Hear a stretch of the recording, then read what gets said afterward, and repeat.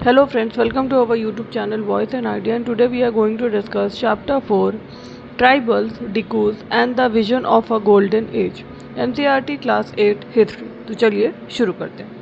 Introduction. This chapter explains the life of tribal communities in the 18th to 19th century. इस chapter में हम क्या पढ़ेंगे? जो लाइफ होती है ट्राइबल कम्युनिटीज़ की 18 और 19th सेंचुरी में. It shows how they lived, their economic activities and how British policies changed their life. और ये बताएगा कि कैसे वो रहते थे और उनकी इकोनॉमिक एक्टिविटीज़ क्या थी और ब्रिटिश पॉलिसीज़ ने उनकी लाइफ कैसे चेंज करी. डिकूज मतलब outsider, trader, money lenders, zamindars, British officials who exploited tribals, जिन्होंने ट्राइबल्स को एक्सप्लॉइट किया. ट्रेडर्स, मनी लेंडर, ज़मींदार, British officials. Tribal life before British rule. Tribal life कैसी थी ब्रिटिश रूल से पहले. First, food and forest product. Tribals depended on hunting, gathering and shifting cultivation. जो tribals थे वो किस पे डिपेंडेंट थे? हंटिंग पे, गैदरिंग पे और शिफ्टिंग कल्टीवेशन पे.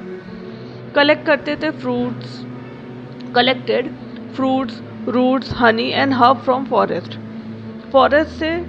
फॉरेस्ट में ही रहते थे तो उनका क्या, फ्रूट, रूट्स, हनी, ये सब चीज़ें कलेक्ट करते थे. Sold forest product like lac, honey, wax to local trader. और क्या करते थे भाई, जाहिर सी बात है फूड और फॉरेस्ट प्रोडक्ट पे ये डिपेंडेंट थे. ट्राइबल्स थे तो उनकी लाइफ वैसी थी. सोल्ड करते थे forest product like lac, honey, wax to local traders. Second, shifting cultivation. Jhum. Tribal cleared a patch of forest, burn trees, cultivated for a few years. Tribals ने क्या किया था? क्लियर्ड किया था पैच ऑफ फॉरेस्ट. उन्होंने पेड़ जो थे बर्न कर दिए थे, ट्रीज, पेड़ जो थे वो जलाए फॉर अ कल्टिवेशन, और कल्टिवेट किया फॉर अ फ्यू ईयर्स. इससे जला कर उन्होंने एक पीस ऑफ लैंड कह सकते हो, उन्होंने उसको पैच ऑफ फॉरेस्ट जो बना लिया और बर्न किया उस पर ट्रीज और कल्टिवेशन किया for a few years. Then shifted to another area when soil fertility decline. और फिर वो दूसरी एरिया में शिफ्ट करे. उन्होंने तब शिफ्ट किया था जब सॉइल की फर्टिलिटी जो थी, मतलब ज़मीन जो इतनी उपजाऊ होती है ना, तो ज़्यादा ग्रोथ होती है, ज़्यादा कल्टीवेशन होता है. तो जब सॉइल की फर्टिलिटी ख़त्म हो गई है तब उन्होंने दूसरी जगह शिफ्ट किया. Third, animal rearing. Tribals kept cattle, goat and other animal for food and trade. तो ट्राइबल्स जो थे वो क्या रखते थे? Goat and other animals for food and trade, craft and trade. Some tribes practiced iron smelting and making tools. कुछ tribe जो होते हैं वो क्या प्रैक्टिस करते हैं? Iron smelting and making tools. Barter their product with farmers and trader. और वो क्या करते थे? बार्टर करते थे अपने प्रोडक्ट को फार्मर्स और ट्रेडर से. कुछ जो ट्राइब थे वो प्रैक्टिस क्या करते थे? आयरन स्मेल्टिंग एंड टूल्स वगैरह बनाते थे. और कुछ जो क्या करते थे? बार्टर करते थे. बार्टर पता है ना, बार्टर सिस्टम क्या होता था? एक प्रोडक्ट के बदले दूसरा प्रोडक्ट हमने चेंज कर लिया. इतना, जैसे आपके पास एक एग्जांपल से समझते हैं, जैसे मेरे पास वीट है और आपके पास राइस है, तो हमने क्या किया, अगर आपको वीट चाहिए हम आपको वीट दे देंगे और हमें राइस चाहिए तो हम आपसे राइस ले लेंगे. तो ये क्या होता था? Barter their product with farmers and trader. तो वो बार्टर करते थे. इसमें गुड्स ही बार्टर किया जाता है कि हाँ, हमने आपका सामान ले लिया और अपना सामान आपको दे दिया. इससे आपको जो चाहिए था आपको भी मिल गया और जो मुझे चाहिए था मुझे भी मिल गया. आई होप ये एग्जाम्पल आपको समझ आ गया होगा. मैंने ईजी सा एग्जाम्पल दिया है ताकि आपको कन्फ्यूजन ना हो समझने में. Changes under British rule. क्या चेंजेस आए ब्रिटिश रूल में? जो अभी हमने पढ़ा वो तो ब्रिटिश रूल से पहले का था. अब जो चेंजेस आए ब्रिटिश रूल में. First, forest law. Forest law बना. British declared forest as reserved and protected forest. British ने क्या कर दिया था? फॉरेस्ट को रिजर्व्ड और प्रोटेक्टेड फॉरेस्ट डिक्लेयर कर दिया था. तो ट्राइबल्स जो थे lost the right to hunt, gather and practice shifting cultivation. अब जब उन्होंने फॉरेस्ट ही ले लिया, उसको प्रोटेक्ट करा या फिर उसको रिजर्व कर लिया अपने अंडर में, तो ट्राइबल्स का जो राइट था, क्योंकि वो वहीं पर हंटिंग करते थे, गैदरिंग करते थे अपने लिवलीहुड के लिए, वहीं पर तो रहते थे, खाते थे और शिफ्टिंग कल्टीवेशन करते थे. तो अब उनका जो राइट था हंट और गैदरिंग का और शिफ्टिंग कल्टीवेशन का, वो ख़त्म हो गया था. और force to work for the British in forest cutting, transport, railway construction. और वो उन्हें फोर्स किया जाता था for the British in forest cutting, transport and railway construction में। इस काम के लिए उन्हें फोर्स किया जाता था। वो अपनी मर्जी से नहीं करते थे, क्योंकि वो तो अपनी मर्जी से कर रहे थे, hunting, gathering, practicing, shifting, cultivation, लेकिन अब उन्हें फोर्स करने लगे थे वो लोग। Second, permanent cultivation. British wanted regular revenue. अब क्या था कि परमानेंट कल्टीवेशन हो गया था, ब्रिटिश को जो थे उनको रेगुलर रेवेन्यू चाहिए था।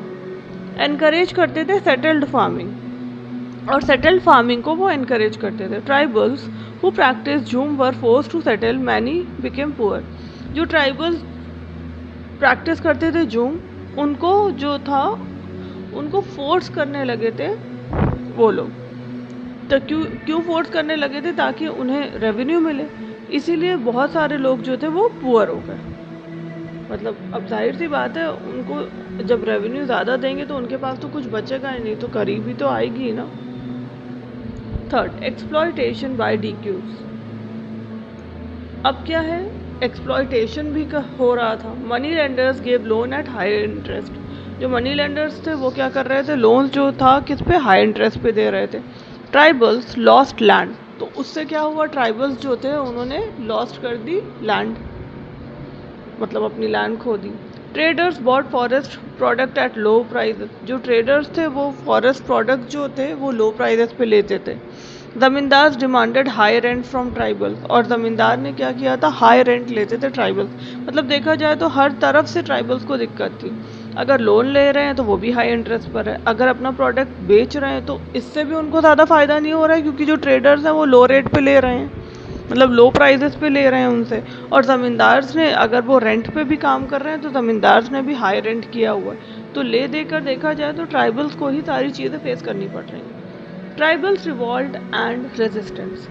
First, Bastar rebellion 1910 in present day Chhattisgarh. Cause क्या था, British forest policies plus high taxes. जाहिर सी बात है, अगर हाई टैक्सेस होगा और पॉलिसीज इतनी टफ होंगी कि अगर आपको सफ़र करना पड़ेगा तो रिबेलियंस तो होते ही है ना। Tribal attacked British officials, police station, rebellions suppressed but British made some concession. तो ट्राइबल्स ने क्या किया, ब्रिटिश ऑफिशियल्स पर अटैक किया, पुलिस स्टेशन पर। तो रेबिलियंस जो थे वो सप्रेस्ड, उनको दबाने की कोशिश करी गई थी, पर ब्रिटिश मेड सम कंसेशन। तो इसीलिए ब्रिटिश ने सब कंसेशंस किए, क्योंकि कोई भी नहीं चाहता ना कि अगर हम पावर में है तो सामने वाला आवाज़ ना उठाए।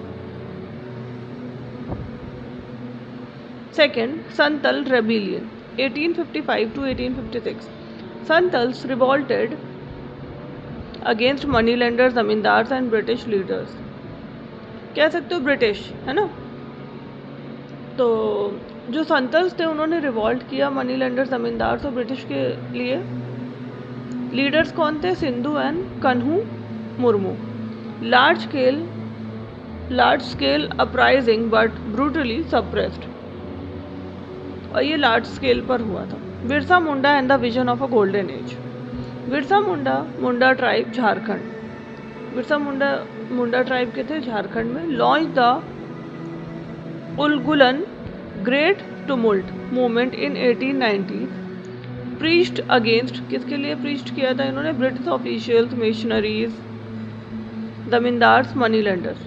Asked people to give up alcohol. उन्होंने क्या किया, आस्क किया कि अल्कोहल गिव अप कर दो, मतलब नशा नहीं करना है।